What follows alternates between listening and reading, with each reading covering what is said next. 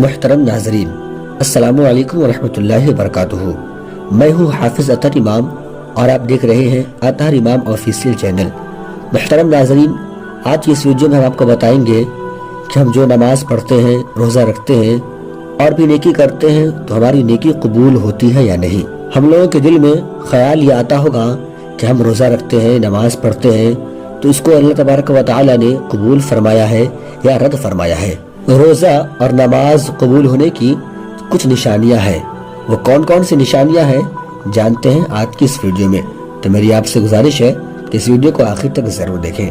آپ نے روزہ رکھا، نماز پڑھی، لیکن آپ کو یہ پتہ نہیں چل پا رہا ہے کہ نماز قبول ہوئی کہ نہیں، تو اس کا پہچاننے کا طریقہ یہ ہے کہ مثلا آپ نے ظہر کی نماز پڑھی، ظہر کی نماز کے بعد عصر کی نماز بھی پڑھ لی، تو عصر کی نماز پڑھنا اس بات پر دلالت کرتا ہے کہ آپ کی ظہر کی نماز قبول ہو گئی، کیونکہ اللہ تبارک و تعالی انہی لوگوں کو اپنے در پر لاتا ہے، اپنی عبادت روزہ نماز کی توفیق دیتا ہے جس سے محبت کرتا ہے۔ مثال کے طور پر آپ یوں سمجھ لیں کہ آپ کے دروازے کے سامنے سے نہ جانے دن بھر میں کتنے لوگ نکلتے ہوں گے، لیکن آپ کسی کو یہ نہیں کہتے کہ گھر کے اندر چلے آؤ۔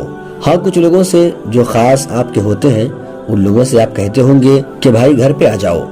کچھ ان میں سے ایسے ہوں گے جنہیں چائے بھی پلاتے ہوں گے، کچھ ایسے ہوں گے جن کو آپ بہت زیادہ دیر روکتے بھی ہوں گے، کچھ ایسے ہوں گے جو آپ کے بالکل خاص دوست عزیز و اقارب ہوں گے جن سے آپ یہ کہتے ہوں گے کہ بھائی آپ کا آنا مجھے بڑا اچھا لگا، آپ کل پھر آئیے گا۔ فون بھی کر کے بلاتے ہوں گے کہ جناب کہاں ہیں، آئیے ہمارے گھر پر۔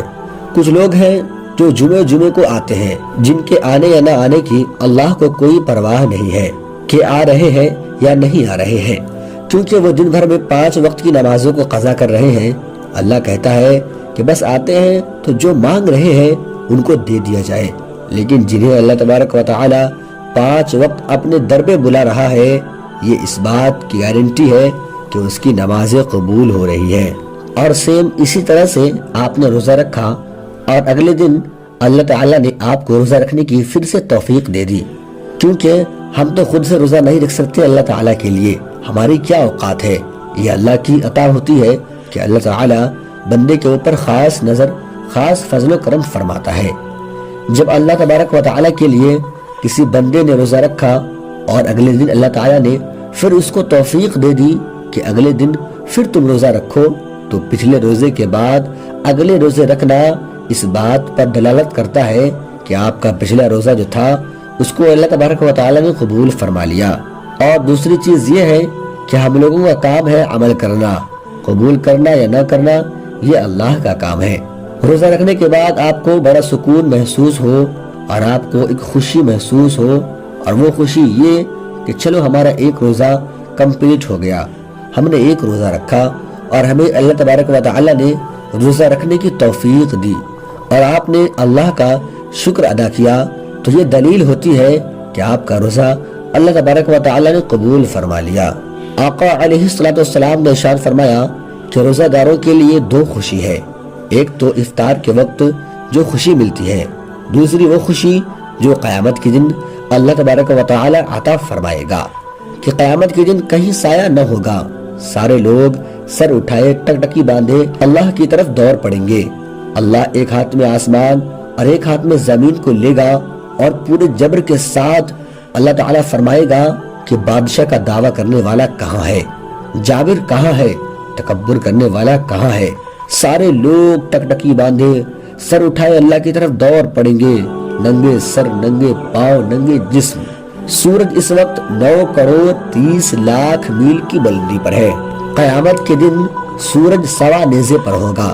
آقا علیہ السلام نے ارشاد فرمایا کہ سر ایسے کھولے گا جیسے چولہے پر ہانڈی کھولتی ہے۔ اس دن اللہ کے عرش کے علاوہ کہیں سایہ نہ ہوگا۔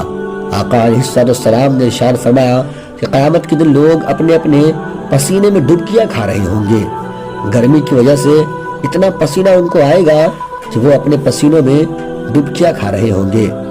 کسی کے ٹخنوں تک پسینہ ہوگا تو کسی کے گھٹنوں تک ڈوب جائیں گے خود کے پسینے میں۔ کچھ ایسے ہوں گے جن کے کمر تک پسینہ ہوگا، کچھ ایسے ہوں گے جو پورے پسینے میں ڈبکیاں کھا رہے ہوں گے۔ تو اس وقت جو روزہ دار بندہ ہوگا اسے بہت بڑے انعام سے نوازا جائے گا۔ وہ یہ ہے کہ اللہ تبارک و تعالی قیامت کے دن کی گرمی اور شدت سے روزہ داروں کو نجات عطا فرمائے گا، اور اللہ تبارک و تعالی اپنے عرش کے سائے میں روزہ دار کو جگہ عطا فرمائے گا۔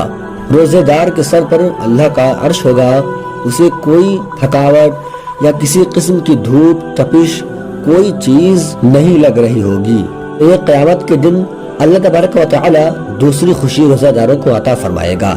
یہ کچھ نشانیاں ہیں کہ جب اللہ تعالی روزہ کسی انسان کا قبول فرما لیتا ہے تو اسے خوشی ملتی ہے، اور دوسری یہ ہے کہ وہ اللہ کا اس پر شکر ادا کرتا ہے۔ آخر میں اللہ تبارک و تعالی سے ہی دعا ہے کہ اللہ پاک ہم تمام لوگوں کو نماز، روزہ اور اپنی عبادت صحیح طریقے میں کرنے کی توفیق عطا فرمائے، ہم تمام لوگوں کو ہر برے اعمال سے بچائے۔